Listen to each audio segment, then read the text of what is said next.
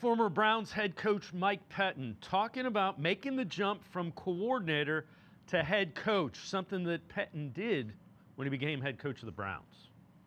Yeah, analogy I've always given when I was a coordinator with the Bills and then got hired to be the Browns head coach, you're really going from being a professor or a master teacher to being the principal. It's really you're 80-90% football and teaching and coaching when you're a coordinator or position coach.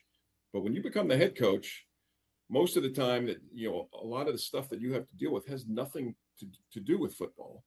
And obviously, if you can hire, if things are good around the building and a lot of that stuff's under control, and then that won't be as big a deal. But unfortunately for me in Cleveland, it wasn't. There were a lot of issues that I had, a lot of fires that needed to be put out other places, and that gets frustrating because you want to get in, you want to coach, and then the time you finally have to do it, you just feel like it's a you walk in the staff room and you're an outsider. It's hit and run coaching, so it's really important to be able to carve out that time to coach. But you're dealing with PR, you're dealing with ownership, you're dealing with the medical staff, you're dealing with the weight room, marketing, the media stuff, the nutritionist, everything from A to Z involved with a football program that crosses your desk as a head coach, whether you like it or not, or hopefully you can delegate it to somebody that you really trust. So I think that's always a transition that I think, as you see, some guys can't handle it very well.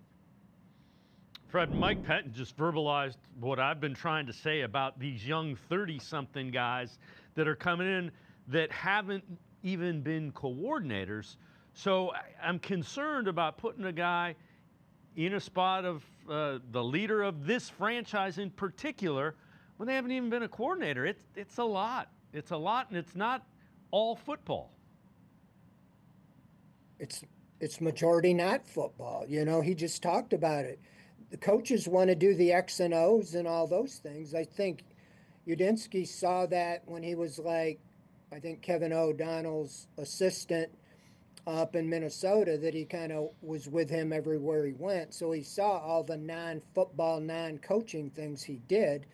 I think Kevin Stefanski, you could tell by the way he conducted press conferences, he'd rather be coaching than talking to the media, and that's how most of the coaches feel. It's a different type of a responsibility, and that's just what I think. If you could get the young guy to be innovative, to be the coach more on the coordinator side of the ball, I don't think that's as big a jump from being a non-calling coordinator of plays, or even a passing game coordinator to coordinator.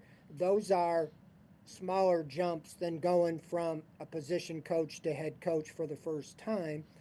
And that's where I just think it's safer, to go the route of an experienced former head coach who knows how to deal that and keep some things in perspective on what to do, in addition to his coaching responsibilities. So we'll see how that goes, but I agree with Pettine.